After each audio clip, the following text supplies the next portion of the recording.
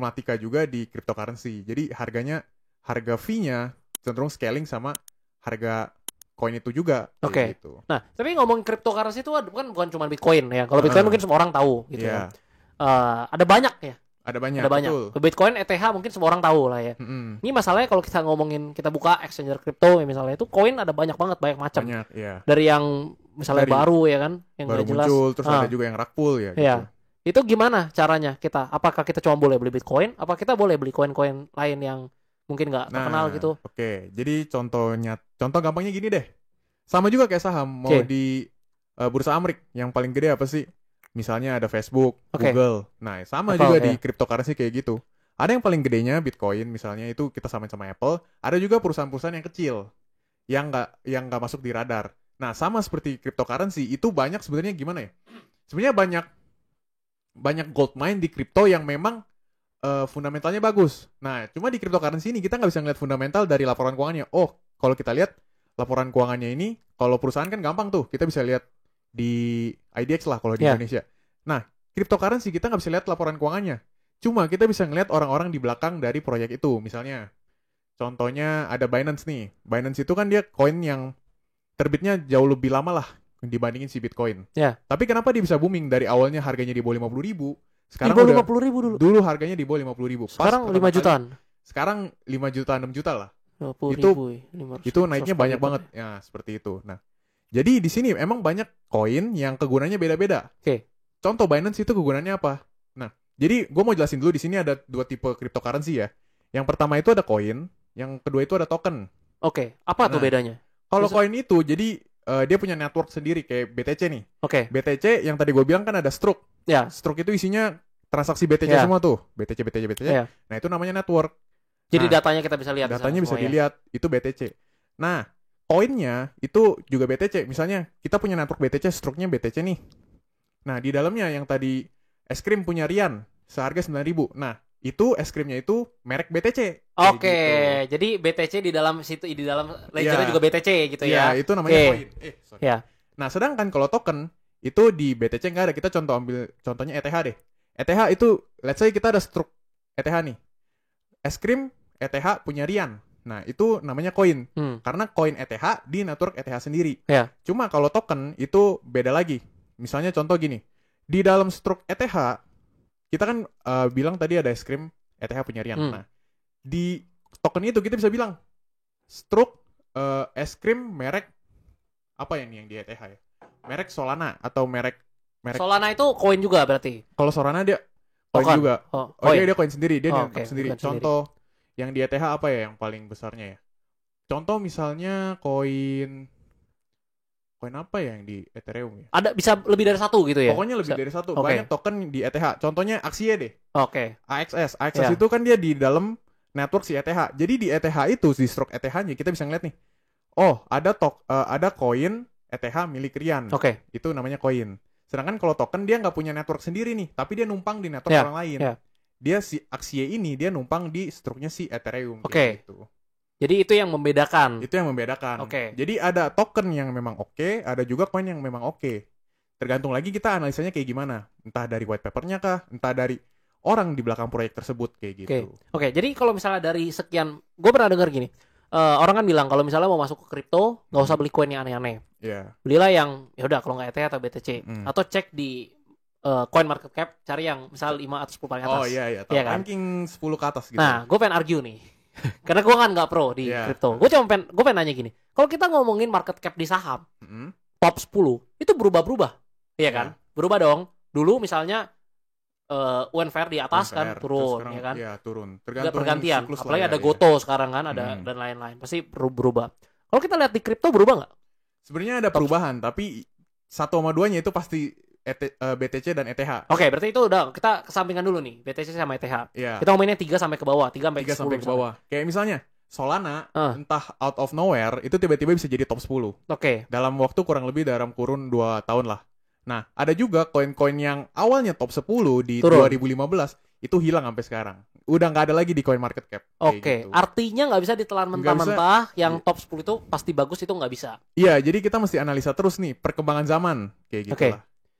Nah, Bro Ren, kalau kita ngomongin si kripto ini, Bitcoin ini pertama itu di tahun berapa kira-kira? Kenapa? Di tahun berapa kira-kira munculnya? Ketika ketika orang udah mulai. Kalau gua kan baru gitu di 2017 baru kenal kripto gitu kan. Mungkin kan kalau di luar negeri udah lebih duluan. Itu kira-kira tahun berapa? Oh, kalau BTC-nya sendiri itu dia sama kayak research paper juga ya. Jadi kalau teman-teman tahu, kalau di luar sana, kalau teman-teman cari di Google Scholar, itu ada yang namanya international paper. Itu keluarlah ada banyak paten-paten. Nah, si Bitcoin ini juga termasuk salah satu paten. International papernya keluar di tahun 2008. Oke. Nah, seperti itu. Berarti sejak 2008 itu udah diimplementasi. Pertama ada international papernya, terus diimplementasi. Nah, barulah muncul stroke-stroke itu. Stroke mulai dari stroke pertama, stroke kedua, stroke ketiga, dan stroke keempat. Seperti itu. Mulai dari 2008 sampai sekarang nih, itu nggak pernah berhenti bekerja. Jadi nggak pernah ada waktu downtime kayak gitu. Nggak kayak bank yang misalnya Sabtu Minggu ada libur. Ya, benar-benar ya. Gitu. Nggak ada maintenance ya? Nggak ada maintenance. Lah, jadi itu nggak bisa rusak? Nggak bisa rusak. Kecuali dia bisa pecah stroke. Misalnya ada orang mau curang nih. Contoh, misalnya ada stroke 1 nih. Terus ada satu orang, dia mau ngeganti isi dari stroke itu. Nah, nanti itu bisa kedetek. Karena stroke-nya itu dia punya kode-kode tersendiri. Jadi kalau misalnya kodenya ada beda, itu nggak bisa disamain lah. Jadi ada namanya proof of work. Proof of work itu yang orang pakai untuk mining, istilahnya mining ya. Nah, jadi kalau orang mining itu, dia untuk memverifikasi kalau si stroke yang dipegang sama semua pemilik BTC-nya itu benar apa enggak. Seperti itu. Kalau misalnya ada perbedaan, itu bakal pecah. Nah, makanya jadi ada selain Bitcoin Cash, ada Bitcoin Diamond, Bitcoin Cash, seperti itu. Nah, itu pecahan dari stroke-nya. Seperti itu. Jadi dari satu stroke bisa dipecah jadi 2, bisa jadi 3, jadi 4, dan seterusnya. Kayak gitu. Nah, kalau misalnya tadi udah dijelasin ya itu mengenai teknisnya sangat dagingnya. Nih sangat bermanfaat. Thank you by the way udah mau ngobrol ya. Ya kita ngomongin sekarang kripto. Dari sekian banyak itu, Bro Rian kan pasti invest dong di kripto. Kalau nggak mungkin bisa memahami seperti ini, ya kan? Ada nggak kira-kira koin yang menurut Bro Rian bagus ya for invest ya long term? Kita nggak ngomongin short term di sini karena kalau trading kan konsepnya beda ya. Kita ngomongin technical analysis. Koin yang bagus tapi di luar dari BTC sama ETH gitu. Dan ya apa deh? Kalau ada. Oke, jadi ini untuk yang nonton ya. Disclaimer dulu ya. Ini jangan langsung dibeli ya. Ini jangan langsung dibeli. Ini cuma opini gue aja, opini gue pribadi. Do your own research lagi gitu ya. Iya, soalnya kripto itu memang high risk high return. Bisa juga jadi loss banyak kayak gitulah. Nah, jadi gue sendiri nih lagi ngincer saham lagi kan kebanyakan saham.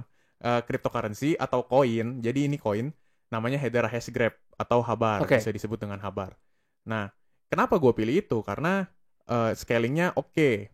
Yang pertama tadi yang gue bilang ada problematika di cryptocurrency. Kalau misalnya harga koinnya kayak BTC di tahun 2015 kita transfer 100 BTC fee 0,1, harganya murah. Iya, betul. Kalau di tahun sekarang, di tahun 2022 itu harganya karena harga BTC udah naik tinggi. Iya. Nah, sedangkan ini kalau Habar ini contoh pertama ya. Mau transfer berapapun, fee-nya $0,1. Itu udah ditentukan sama si pembuat koin. US dollar atau USDT. US dollar. Jadi US dollar let's say 15.000, berarti kayak transfer 0,1 berarti. Ya, jadi dia sistemnya gini. Dia ambilnya itu Habarnya dikonversi jadi USD. Oke, I see. Jadi misalnya kalau misalnya di tahun 2020 harga Habar itu satunya 10.000, kita contohin ya harganya 10.000. Nah, kalau fee transfernya harus $0,1, berarti ntar pecahan Habarnya disesuaiin jadi $0,1 harganya gitu. Oke, dapat ya. Fee-nya semakin kecil. Ya. Gitu. Fee dalam bentuk Habarnya semakin kecil. Jadi gitu. mau Habarnya 100.000, 1 juta, 10 juta nggak peduli, pokoknya tetap patokannya $0,1 ya. Makanya jadi ntar 0, sekian Habar gitu. Itu jadi lebih scalable, lebih oke. Itu berapapun transaksinya, Bro? Berapapun transaksinya. Jadi misalnya contoh mau transfer 50 miliar gitu. Tapi nggak punya 50 miliar sih contoh. Mau transfer 50 miliar nih ya ke luar negeri gitu pakai Habar. Jadi cuma kena $0,1. Iya, jadi di sini tuh perbedaan transfer fee-nya itu bukan tergantung dari size size-nya yang mau ditransfer, tapi perbedaannya itu dari mau transfer kemana. Oh, gitu. I see. Jadi kalau mau dikit atau banyak nggak pengaruh gitu ya. Cuma kalau misalnya jadi dia ini sistemnya itu proof of concept ya. Jadi ada bukan proof of work, jadi bukan proof of satu lagi itu yang proof of stake. Nah, tapi ini proof of concept. Jadi dia gosip over gosip. Ini teknologi baru kayak gitu. Jadi kalau misalnya kita mau verifikasi data, itu fee-nya $0,1. Tapi kalau misalnya kita mau transfer antar wallet itu kurang lebih kalau nggak salah $1 seperti itu. Oke, $1 masih murah. Iya, masih murah. 15.000 paling ya. Oke, bro, kalau misalnya kita ngomongin fee transaksi yang tadi nih, ya, $1 kata berapa gitu ya. Kita misalnya transfer, let's say 10 juta, potong $1 ya, biar gampang 15.000. 15.000-nya itu kemana? Nah, 15.000-nya itu nanti disimpan ke orang-orang yang memverifikasi. Kayak misalnya, contoh, kalau misalnya kita transfer BTC, itu fee-nya itu dikasih ke orang yang mining. Kayak gitu. Makanya ada orang yang menjadi seorang miners gitu ya, biar bisa mendapat keuntungan dari fee transaksi. Ini Habar juga sama, tapi sistemnya dia bukan proof of stake, bukan proof of work. Kan kalau proof of stake itu seperti kayak Binance tuh yang bisa kita taruh langsung staking, istilahnya staking lah ya. Dapat bunga yield kayak deposito ya. Iya, seperti itu. Nah, kalau si Habar ini dia namanya proof of proxy staking. Jadi sistemnya beda. Jadi kita taruh ke satu node atau kita kalau di Binance itu kan contohnya kita langsung taruh ke Binance-nya nih. Itu lebih nggak secure. Jadi kalau si proof of proxy stake ini dia taruh dulu ke satu node atau ke satu admin, nanti adminnya yang ngontrol. Jadi kita tetap punya koin kita sendiri. Kita nggak lock lah. Kalau teman-teman tahu nih yang punya Binance nih, jadi kalau kita mau staking tuh biasa di Binance harus di lock dulu, entah 30, 60 atau 90 hari kayak gitu. Tapi kalau si Habar ini enggak. Nah, seperti itu. Bro Rian, kalau misalnya mau mulai nih invest crypto nih misalnya. Kan gue sering denger lihat orang kayak ditaruh di apa tuh namanya? Flash disk ya. Itu flash disk bukan sih itu? Atau kayak gitu, ledger ya, kayak gitulah. Terus ditaruh di brankas gitu kan. Itu namanya itu cold wallet. Iya. Kalau yang biasa kayak di exchanger di handphone tuh itu hot wallet. Ya. Nah, itu sebenarnya apa sih bedanya gitu? Kenapa orang repot? Bahaya nggak sih taruh di flash disk itu kan kalau kesiram air rusak? Iya benar. Jadi kalau di hot wallet itu contoh kayak di exchanger, di wallet kayak misalnya Trust Wallet, di MetaMask, di Binance juga bisa ya. MetaMask itu yang buat beli NFT ya? Iya, itu juga buat beli NFT. Nanti kita ngobrol lagi ya bahasa NFT itu panjang ini. Next time nih, bisa banyak kalau kita ngomongin. Ini luas banget ya. Nah, jadi kalau di hot wallet itu lebih nggak aman. Kenapa? Karena dia terkoneksi ke internet. Apapun yang terkoneksi di internet itu pasti ada hackernya. Bisa dihack. Ya, gitu. Kalau cold wallet itu dia nyimpen langsung kode-kodenya. Jadi perlu tahu nih teman-teman, di wallet itu ada yang namanya public key sama private key. Public key itu alamat yang buat ditransfer sama orang lain ke teman-teman. Misalnya, gue mau transfer ke Bro Dennis nih, pakai MetaMask. Biasa gue minta 32 angka dan hurufnya. Nah, itu namanya public key. Sedangkan kalau private key itu ntar kita yang simpan sendiri. Di cold wallet nanti punya teknologi untuk nyimpen itunya, private key-nya kayak gitu. Jadi nggak sembarangan koin bisa ditaruh di cold wallet. Cuma koin-koin besar doang. Oke. Ditaruhnya itu maksudnya secara teknis itu seperti apa? Misalnya kalau contoh, misalnya kita mau pindahin data, misalnya foto, Word atau Excel gitu, kita colok flash disk. Kita pindahin dong. Nah, iya. Tapi ini ada aplikasi khususnya. Aplikasi khusus dari si koinnya. Kayak misalnya Habar nih. Habar ada yang namanya Habar Ledger. Itu dia aplikasi buat ngekoneksiin Habar, koin Habar yang lu punya, sama struknya. Jadi di struknya nih, kalau misalnya kita ngomongin Habar ya, gue nggak tahu nih sistem Bitcoin atau ETH sama apa enggak kayak Habar. Jadi gue cuma belajarin Habar punya. Kalau Habar itu nanti struknya ini dimasukin nih. Es krim punya Rian, es krim Habar punya Rian, itu nanti ada kode serinya lagi. Kodenya itu kayak di hashing lah, istilahnya di hashing itu kayak dibikin angka random. Nah, nanti itu yang dimasukin ke ledgernya. Pas mau dikeluarin, nanti angka randomnya itu dimasukin ke struknya. Di compare sama apa enggak. Kalau sama baru nanti bisa ditarik ke walletnya kayak gitu. Berarti kalau misalnya itu kan sistemnya dia dicolok kan ke laptop sama. Iya kan. Berarti kalau nggak ngerti gitu misalnya kita colok itu nggak bakal bisa pindahin, nggak bisa ngapa-ngapain gitu. Percuma dong. Rada susah pindahinnya. Jadi teman-teman harus punya aplikasi dulu, ada aplikasinya dulu gitu. Jadi ibaratnya gini, kalau misalnya kita taruh nih di sini misalnya ada 100 BTC gitu kan. Banyak nih kita taruh di ledgernya gitu, terus dicuri sama maling gitu kan. Malingnya belum tentu bisa buka dong. Malingnya belum tentu bisa buka. Kecuali malingnya ngerti ya kan. Perlu ada ID passwordnya juga. Ada ID passwordnya juga di dalam sana. Berarti tugas kita ya menjaga secara fisiknya aja ya sih. Secara fisiknya. Jangan sampai hilang. Kalau misalnya hilang ya. Atau jangan sampai rusak gitu ya. Iya. Tapi kalau ledger harusnya jarang rusak sih. Soalnya dia lumayan oke. Mungkin hilang aja. Lebih kuat dari flash disk biasa mungkin. Lebih kuat. Dicelupin ke air juga nggak rusak. Nggak rusak? Nggak rusak. Makanya ada berita kalau misalnya orang-orang ledgernya tuh hilang, kecelup ke laut. Kayak misalnya ada, gue lupa namanya siapa, yang hilang berapa ratus ribu BTC di ledgernya kayak gitu. I see. Sayang sih. Kalau udah hilang udah nggak bisa diapa-apain. Hilang ya udah nggak bisa diapa-apain. Distruknya kan kekunci. Jadi hilang dari peredaran gitu. Hilang dari peredaran. Dari market cap gitu. Iya, hilang. Market cap-nya tetap ada.